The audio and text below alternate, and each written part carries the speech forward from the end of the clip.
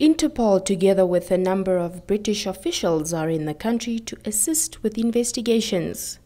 These include locating 2 of the 33 bodies that have allegedly not been found in the wreckage.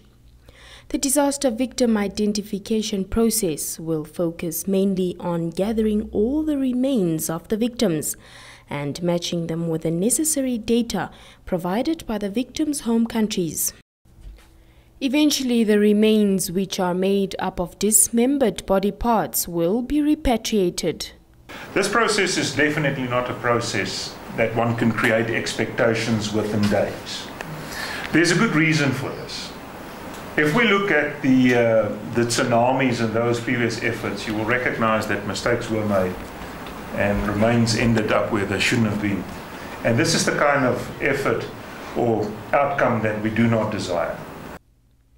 Ludik further highlighted that the duration of the identification process will depend on the time it will take for the deceased next of kin to cooperate.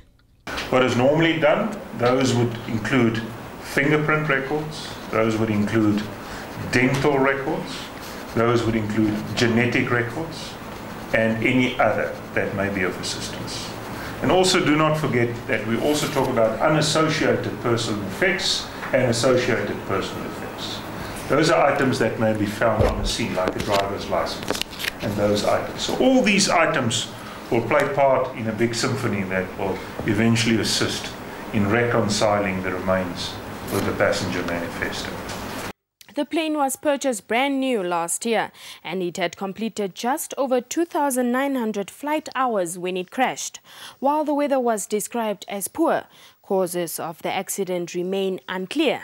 In the meantime, the plane's wreckage has been taken to Rundu, where it will be quarantined for further inspection.